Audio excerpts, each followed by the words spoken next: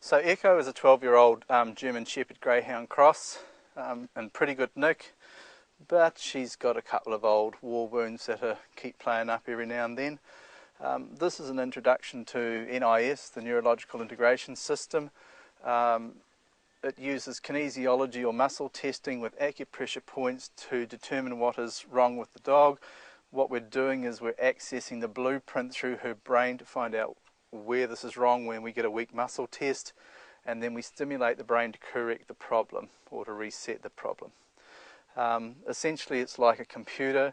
You turn it on, it goes through a system check, and then if it's okay we can continue on. If not, it asks us to reset the system. So to show, Echo has a sore back and a hot spot, and if I put a little bit of pressure on the spine, she's likely to flinch or try and brace herself as we get near the sore spot. There we go. She's unable to hold that pressure over that point, and if we keep going, there's a couple of other places. Now, she's been an active sports dog with agility, and these are just old age things that finally catch up with us. But what I'll do is afterwards we'll show you that this can be reduced when we use the NIS system. Okay, so first off, Echo's rib cage is out of alignment according to her brain in the blueprint. And when we irritate it this way, it was weak. Now the muscle test is strong. If I tweak her rib cage in a twist fashion this way, it's fine. When I tweak it this way, Sarah's arm falls over. Basically, it's the dog's energy flowing through and we're completing a circuit. If I come back and retest that irritation, she's now able to hold her arm strong. So now if I come down Echo's back, there's the first vertebrae behind the scapula. There to go. And already Echo's starting to pant and puff about these sore points. That's a girl. Hey.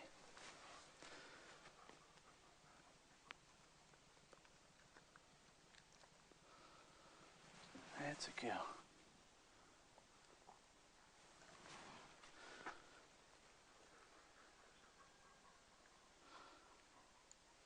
Excuse me, head over here. Can't reach. Good. That's a girl. Good. She's also not functioning off the rear end properly, and we can tell that just by picking up her hocks and placing them back down. One side is stiff and heavy to lift, that's the weight bearing side. The other side is light and weak. That shows that she's not driving off that side properly. So, stiff and heavy, light and floppy. So let's see which side you're out, Echo. And if I come into here, so more often than not, but not all the time, the side that is weak and floppy is the side that is out of alignment, and therefore the dog doesn't use both her legs or her hips properly. And what happens is on the opposite side that's taking all the weight, the knee tends to go quite sore and be a little strained because it's taking all the weight. There we go. Good. That's a sweet pea. Oops, stop shaking the table. Yeah. Good. That's this girl.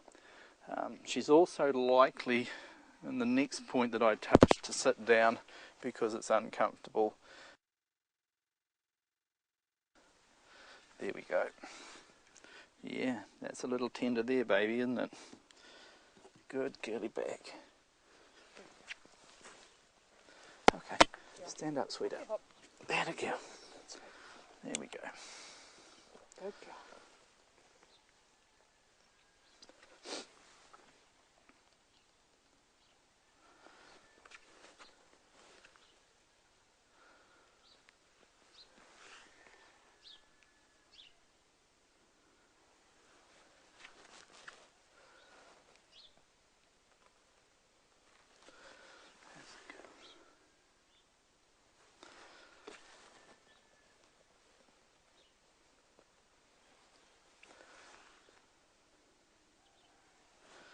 And hold.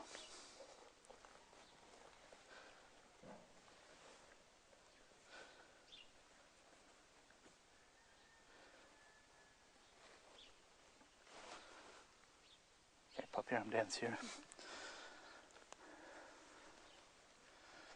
When dogs don't have ticklish feet, they have sore feet. So when I touch a sore toe, she's likely to kick or pull it away, or even try to nibble at my hands as we touch the points on the toes, the metatarsals, to correct them. That's a girl. That's a girl.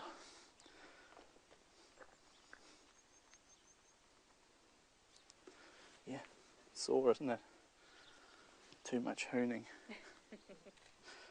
That's a girl. That's a girl.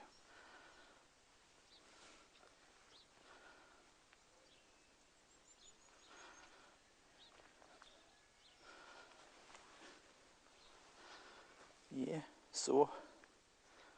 That's a girl. Okay, pop it down.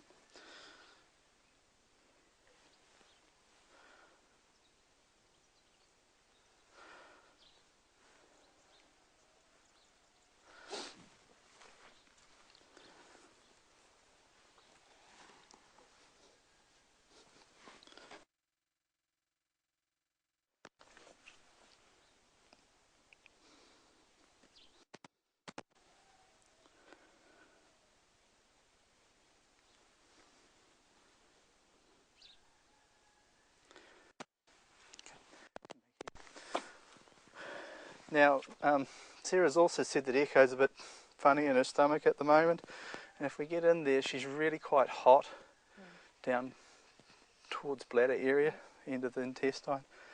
So if I irritate her stomach muscles this way, that's in support of trying to keep what was a bad back now strong. But if I come into here, keep contact and hold. Slip a finger in a gel for me.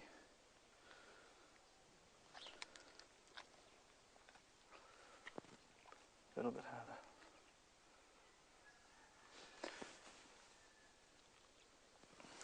So what we're discovering here is that in her bladder she had a little fungal infection. If you can bring your hand and pop it here, and if I come here, a bit further back here, and hold.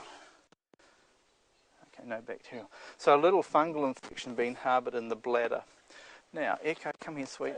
Just to finish, if we go back to the test of the muscle testing of the back and where she braced and held herself,